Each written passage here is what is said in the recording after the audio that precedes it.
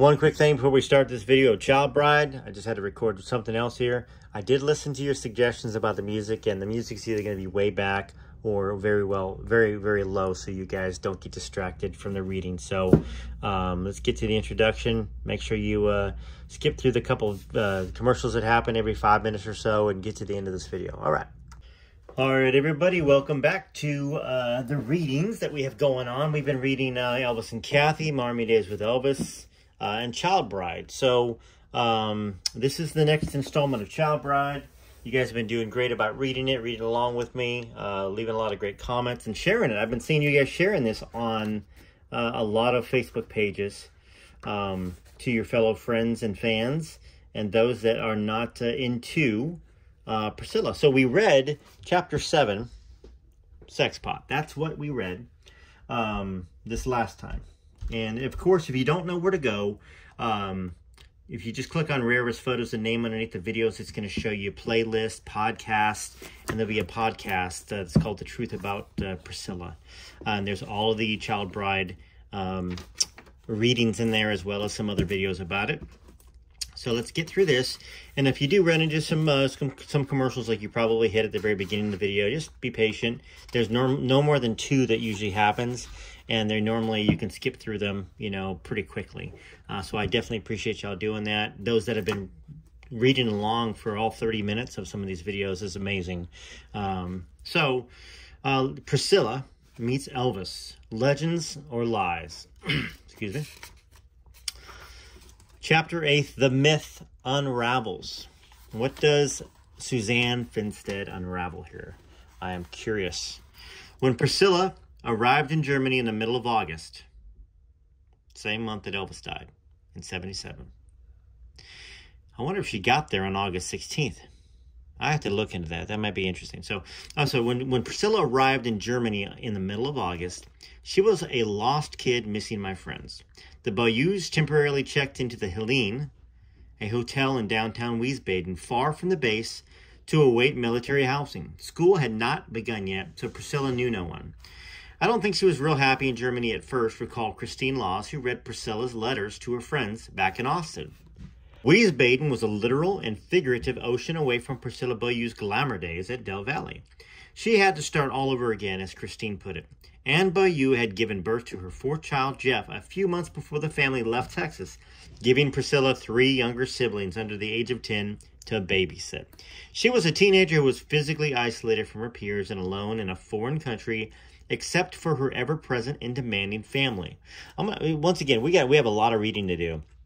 But I know that Suzanne Finstead, when she was writing this book, was not trying to write a negative book on Priscilla. I don't think she was. And I think it turned into learning a lot of truth that even surprised her. Fate, however, had not forgotten Priscilla. The Hotel Helene was a 10-minute walk from the Eagle Club, a community center for American military personnel in Wiesbaden. The club had been converted from a majestic pre-World War II mansion built by a wealthy brewer for his daughter and modeled after the White House. Interesting. And of course, Graceland looks a little like the White House, doesn't it? It offered a travel service, a restaurant, a library, a record room, and on Saturday nights, a live variety show called Hit Parade, featuring entertainment acts from all around Europe. Priscilla quickly discovered the Eagle Club, and as was custom of her 14 years, she did not go unnoticed.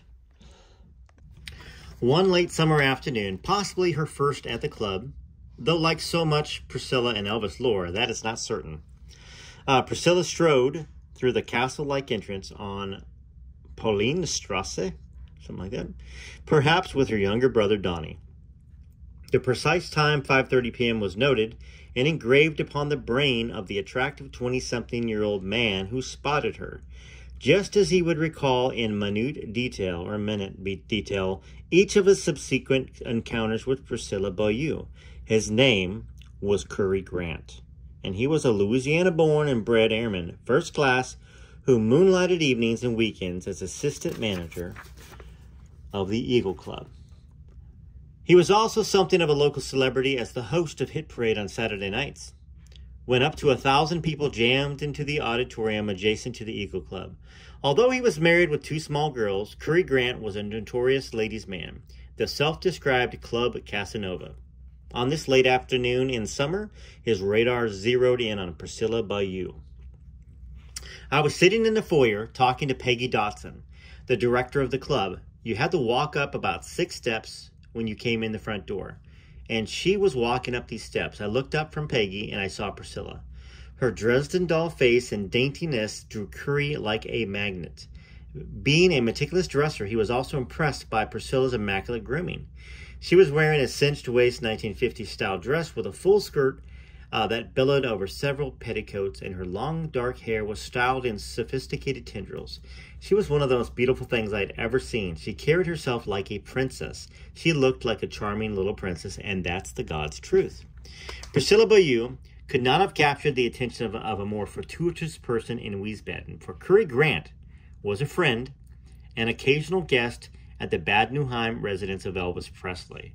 In a way, this was a serendipitous encounter over adolescence. Peggy was mid-sentence when I jumped up and left her sitting there and went straight to Priscilla, threw out my hand and said, "Hi, my name is Curry Grant and I'm the manager of the club. Is there anything I can do for you?" Priscilla, according to Curry, was reticent.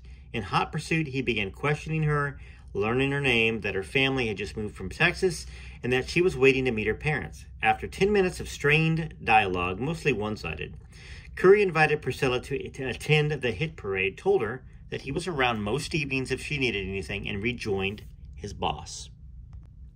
When she walked away down the hallway to the snack bar, I kind of watched her, and grown men, 2 of them, stopped and watched her as she walked past. That tells you a million things right there. They couldn't keep their eyes off of her. Her face was that beautiful. From then on, I felt the same way. In reality, Curry Grant fell for Priscilla before Elvis did. That was not surprising, for both men had the same taste in women. Petite, extremely young brunettes. Their high sex drives were also very similar. They even shared the same birthday, January 8th, although Curry, at 28, was 3 years older than Elvis. Curry Grant was not just attracted to Priscilla Bayou, he was mesmerized by her. Over the next week or so, Priscilla visited the Eagles Club several more times. Curry tried to strike up further conversations, eager to talk to her alone, but every time I tried to stop her, she gave me a really sweet smile, either looked down or looked forward, and just kept walking. And I let it go at that. I didn't want to make a pest of myself with anybody. I wasn't demanding, but the playboy in Curry burned with the challenge, and his ego was bruised. He was entranced by Priscilla Bayou, and her cool ice princess mien aroused him further. I was interested in her period, whatever it was for.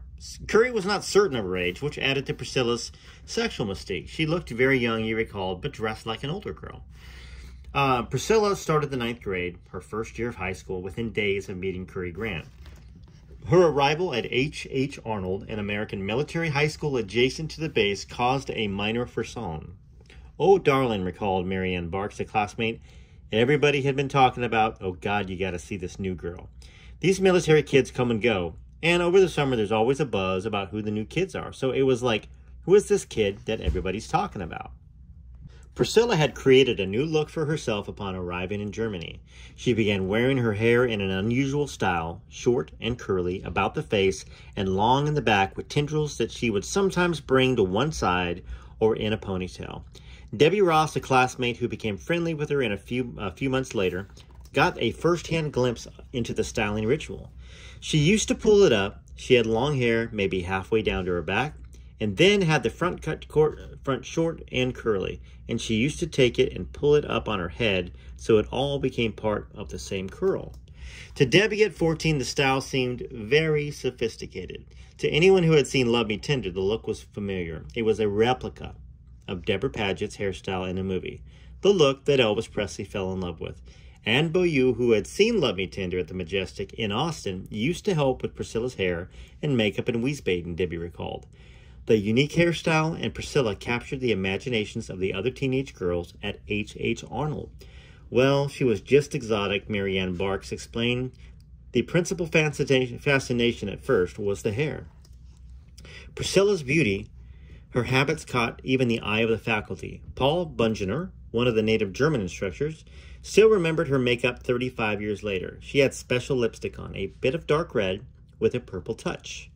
At H.H. Arnold, Priscilla quickly fell into the pattern of her troubled 8th grade year at Del Valley, making poor grades and attaching herself to older guys. Linda Williams, Priscilla's friend from Austin, moved to Wiesbaden that same year and immediately tried out for the cheerleading squad. But Priscilla gravitated towards the black leather jacket clique. Most of them were members of the Teen Auto Club. She had no close friends and did not seek to rekindle her acquaintance with Linda. She just ignored that girl. Part of the problem was physical isolation. No base housing was available to the Boyus that first year. After a month or so at the Helene Hotel, just as school was starting, they moved into a vintage apartment building in downtown Wiesbaden. Priscilla's estrangement was even more emotional than physical. She was oppressed by the burden of carrying the family secret. As you get older, she said later, all of a sudden you forget that you have to answer questions every day, and that's what happened. She wore the locket concealing her real father's picture less and less often, feeling that she was betraying Paul Beaulieu. Priscilla was a confused teenager, riddled with guilt and overburdened with adult responsibilities. She was ripe for an escape, ready for her fantasy of Elvis. As if on cue, Cary Grant emerged as the Deus ex machina, in her quest to meet her idol. How that happened is the source of a bitter dispute between Cary and Priscilla. Contrary to the Elvis and Priscilla legend, Cary claims that Priscilla approached him, seeking entree to Elvis Presley after walking past him at the Eagle Club 3 or 4 times. His recollection of the day is very vivid. I got to the Eagle Club about 5 o'clock and I was hungry. I went to the snack bar, got a hamburger, and went way back to the last table in the furthest corner so nobody would bother me. I had no more than taken a bite of that hamburger when I saw the swinging glass doors open, and there's Priscilla. She looks around a minute, sees me sitting in the corner, and starts walking straight for me. She came directly to the table and stood there and said, "Hi." And I said, "Hello." First words out of her mouth was, "I understand you know Elvis." At that split second, it was such a letdown. My ego just went straight to the floor. She'd come over only because she found out that I go up and I see Elvis all the time. And I said, "I sure do." She says, "Well, I sure would like to meet him." Her exact words. My exact words were, "Well, so would a lot of other girls, but sit down and we'll talk about it." Priscilla's version, as set forth in her 1985 biography, is that a stranger, Cary Grant, came up to her and her little brother Donnie at the Eagle Club when she first arrived in Germany, introduced himself, told her he was a friend of Elvis Presley's, and invited her to accompany him and his wife to Elvis's house. This is the account that has been repeated as gospel in hundreds of Elvis biographies, documentaries, and movies. The Cinderella story of a young, innocent girl tapped by fate to meet Elvis Presley. But is it true? Or is it a romantic fairy tale concocted by Priscilla? Priscilla has her parents to support her version, and Cary has his former wife, Carol, to support his, but they were not present. The only other witnesses, according to Priscilla, was her brother Don, and he was a child.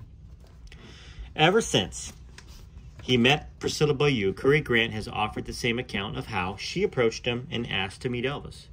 When she married Elvis Presley in 1967, Cary began to compile materials for a biography to be called Elvis and Priscilla. But the project was delayed several times and later put aside. When Priscilla published her own memoir in 1985 stating that Cary invited her to meet Elvis, "I really didn't pay much attention to it," Cary stated, "because I had my own book coming out and I think, well, that's her story. I'll tell mine when my book comes out." And mine was going to be the truth. Cary's reaction was similar to Pam Rutherford's when she read Priscilla's autobiography and saw that Priscilla had reversed the story about who reportedly sent in money to fix the contest. But people now are taking it for Bible. Cary said of Priscilla's version of how she met Elvis, and they are quoting lies. They don't bother to dig into things. They just pick up the book and think this is the way it happened and the way she's telling it because she has a big name now. On closer examination, Priscilla's rendition on how she met Elvis is seriously flawed. While Cary has related the same account for nearly 40 years, Priscilla's story is inconsistent from telling to telling. Recently, in October of 1995, she claimed that Cary introduced himself to her and her brother as Johnny Appleseed, which conflicts with her own book where she said he introduced himself as Cary Grant. At times, she contradicts herself in the same conversation. In her October 1995 version, she repeated her contention that Cary Grant was a stranger when when he approached her with the invitation to meet Elvis Presley. I never even knew this man. I never knew Curry Grant. I never knew him, never saw him before. Then she contradicted herself, saying she actually saw him a few times staring at me. There is a witness who corroborates Curry's version, Peggy Dotson, the manager of the Eagles Club, with whom Curry claimed to be in conversation when Priscilla walked in. She remembered the encounter exactly as Curry related it. We were both there in that round lobby, and she came in, and I said, "Gosh, that sure is a pretty girl." And Curry said, I'm gonna go check that out," being the young man at about town that he was. So he went over there, and she sat in one of those little chairs in the lobby, and he went over and talked to her. And then, about an hour later, we saw each other again, and Curry told me that she had just moved here, and her father was a captain, I believe. Peggy Dotson's confirmation of this exchange proves that Curry did not approach Priscilla as a stranger and invite her to meet Elvis the first time he had spoke to her. Peggy Dotson's memory also verifies that Priscilla had to have known who Curry was when they had their eventual conversation about Elvis. Whoever instigated it, since she had met him in the foyer and talked to him. After 30 years of estrangement, Curry Grant and Priscilla Presley agreed to meet in my home in May of 1996 to discuss their conflicting accounts on how she met Elvis Presley. Priscilla offered the Johnny Appleseed version of Curry's invitation to meet Elvis the first time he approached her at the Eagle Club, and Curry repeated his usual unwavering story that he had spotted Priscilla in the foyer and chatted that he tried to engage her in conversation several times afterwards, and that she later approached him in the snack bar asking to meet Elvis. Then the two bickered back and forth. Here is where we're going to get into some of the conversation. And I'm excited about this. There's a lot of this conversation throughout the book, so I hope that you definitely do not skip forward because you have to watch commercials anyways, and you're going to miss a lot of stuff here, and that you don't just think, "Oh, I'll get back to it." Stick to this if you can and get through this version, and then as we continue to read Child Bride over the next couple weeks, looks like it's going to take a little time to get through it. You know, I've still got Elvis Cathy to read, my Army Days. You'll be able to digest it and even go back and watch the video a second time if there's certain sections that you want to rewatch. All right, let's go. Let's get into it. Starting right there with me. Priscilla said, "But you asked me. You asked me, would you like to meet Elvis?" Curry said, "Well, that's the contention. That's the contention here." Priscilla said, "You said, would you like to go meet Elvis? I go to his house for parties." Curry said, "Priscilla, I'm not going to argue about it. I know what happened. And I'm sure you think you know what happened, okay? We're at a standstill here. It didn't happen that way, in my opinion." Priscilla said, "Okay, that's your opinion." The exchange later grew more heated. Curry said, "I'm going to tell you my version of it, which is the only true version that I know of. I've lived with it all of these years, Priscilla." Priscilla said, "So have I. I remember it very distinctly." Curry said, "I've lived with it all of these years, Priscilla. I think you've been reading your own publicity too much." Priscilla said, "There hasn't been a..." "What do you mean, my own publicity?" Curry said, "Well, because that's what you put in your book." Priscilla said, That's how it happened, Curry." And Curry said, "That's not what happened. Had I known that my book wasn't going to come out for this long of a period of time, I didn't care what you put in your book, because that's your story. I had my story, which is the true version.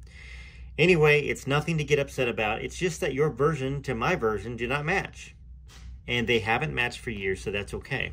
As the debate continued, Priscilla modified several key details of her story. She admitted that she had seen Curry around the Eagle Club before he invited her to meet Elvis, and that he was known there, that he worked there. She also admitted that she vaguely recalled Curry interrupting a conversation with Peggy Dotson to introduce himself. And she changed her sequence as to when Curry invited her to meet Elvis, suddenly declaring that she was not saying it happened the first time he spoke to her. By her own admission in May of 1996, Priscilla's fairy tale account of a complete stranger walking up to her and asking if she would like to meet Elvis Presley was untrue. What's another word for untrue, folks? Lies. Stories, fairy tales, untruth. Since Priscilla admittedly knew of Curry before they discussed meeting Elvis, it was conceivable that she had learned that he was a friend of Elvis Presley's, Therefore, she could have asked Curry to introduce her to Elvis. And I say that right there because we know that she was a fan. She was obsessed. All of her friends, all of her family, at least the ones that were willing to collaborate. Not her parents. They weren't going to collaborate anything. Or corroborate, I should say. So she also acknowledged, as she and Curry argued back and forth, that she saw him rehearsing for the hit parade. And she might have been to a show before he allegedly invited her to meet Elvis, indicating that she knew more about Curry than she had previously let on. Moreover, she was confirmed that Priscilla was looking at me. Moreover, she confirmed that Curry was looking at me and watching me for a few weeks that I was there before the two of them discussed meeting Elvis, which was consistent with Curry's account of trying to say hello to Priscilla at the club 2 or 3 times after their initial encounter. So we're going to keep reading, but real quick. Okay. So we're finding out that she's made these details up and that Curry has always been accurate. Why would she make them up years later? Why would she create a completely different reality than what happened? Because that seemed harmless enough. Those details right there seem harmless enough. It doesn't really matter whether she asked whether she wanted to meet Elvis. I mean, what young girl wouldn't want to meet Elvis? You know what I'm saying? If you found out somebody knew him, you would say, hey, I'd love to meet Elvis. Can I go? But it didn't match up with a couple different things that are extremely important that come up in this story. And one of them is really,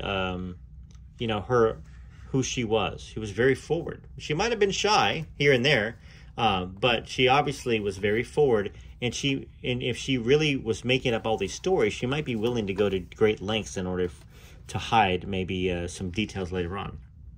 Okay, since she had already revised so many points in her earlier accounts to confirm or to conform with Curry's version, accepting Priscilla's word about the key element, who asked who to meet Elvis, becomes problematic.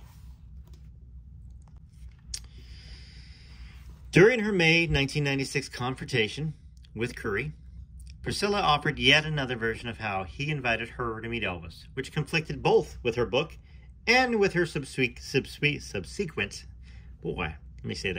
subsequent, hey, I got it the third time, Johnny Appleseed variation. This time she suggested that she and Curry were talking at the club and that Curry introduced her to a young Elvis impersonator named Peter von Wishmar, who he represented. And that's how it all came about that Curry knew Elvis, she declared. And he came to me and said, I know him. Would you like to meet him? My wife and I go there. And I remember that very vividly.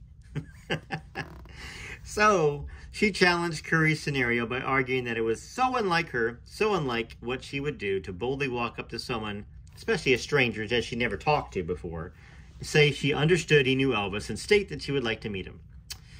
Yeah, okay. All right. So let's continue on right here.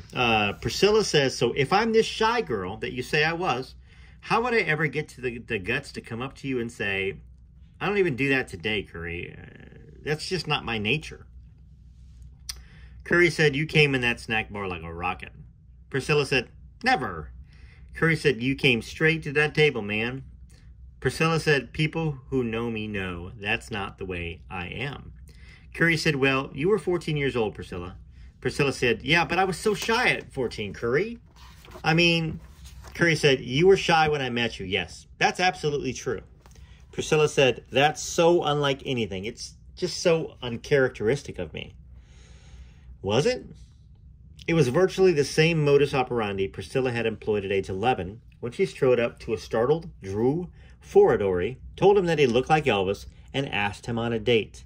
The dual aspect of Priscilla's personality, the good, shy and demure, Priscilla's versus the naughty, brazen and sexual, Priscilla would be recognizable to her classmates in Germany as well. The girls who didn't know her well at H.H. Arnold regarded Priscilla as quiet and shy, but her closer male friends remembered a ballsy girl. In the words of one boy who recalled a history exam their sophomore year, Priscilla got up, walked up the aisle, opened up the finished test that was on somebody's desk, looked at the answers, turned around, walked back, and wrote on her own paper, and the teacher watched her and never said a word to her. That makes me wonder if that teacher and Priscilla had something going on. That kind of why wouldn't a teacher stop Priscilla from doing that? Maybe she had some power or sway over him. I don't know. I mean, it's my imagination, obviously, so I'm not stating that as a fact. And as far as I know, no teacher has ever said that. But at that age, it definitely shows her lack of shyness. Priscilla's male friends in Texas, Drew, Henry, and Mike, remembered her as aggressive when she had a goal. When she wanted something, she went after it, to quote one boy. As an adult, Priscilla often referred to the same quality in herself. When I get involved in anything, she says, launching a new perfume in the fall of 1996, I go crazy with it, all out. In the summer of 1959, she was going all out to meet Elvis Presley, and asking Curry to arrange an introduction was very consistent with this other Priscilla. Priscilla's second defense in her face-to-face encounter with Curry that day was that she wasn't even a fan of Elvis Presley when she met Curry. Therefore, she would not have requested to meet him. Well, we know that's not true, right? All right, so I really enjoy reading these conversations, and they are throughout this whole book. So continue to tune in, like, subscribe, hit all notifications, and let's see how many of y'all get to the end of each video. I'd like to know. Please put it in the comments. I think you can even leave the little section of the video that you're on. All right, so Curry said, you're talking about Elvis Presley, the most famous entertainer in the world. Priscilla said, yeah, but I wasn't, I wasn't. Wait a second, Curry. I wasn't that. Curry, Elvis Presley wasn't the item for me. He wasn't, I wasn't. Well, if I had to sit and listen to somebody say that, I'm like, goodness, that wasn't, he wasn't, I wasn't. And this is transcribed. These are her actual words. But I wasn't. Wait a second, Curry, but I wasn't that. Curry, Elvis Presley wasn't the item for me. That wasn't, he wasn't, I wasn't. Curry said, that's not what you told me. I have all of his records. I've seen all of his movies. That's what you told me sitting at that table. Priscilla said, well, I may have said in the conversation, do you know him or do you like him? I may have said I've seen his movies. I may very well have said that I did not have all of his records. My father got me one record, one album. Okay, well, look at, she's backtracking already, right? She's being recorded, transcribed for this book. Priscilla had not counted on the memories of her Austin acquaintances, the ghosts from her past, Drew Foradori, the Presley look-alike she pursued because she told him she was nuts about Elvis. Her neighbor in Del Valle, who heard her playing Elvis Presley records nonstop from the 5th grade on. Girlfriends, for whom she bought Elvis records as birthday gifts. And most importantly, her one-time best friend, Pam Rutherford, with whom she played Imagine If for 2 solid years, pretending she was dating, honeymooning with, or married to Elvis Presley. Priscilla was caught in a web of untruths and kept entangling herself further, insisting during this confrontation with Curry that she didn't even know where Elvis was in Germany, that she didn't even know the area.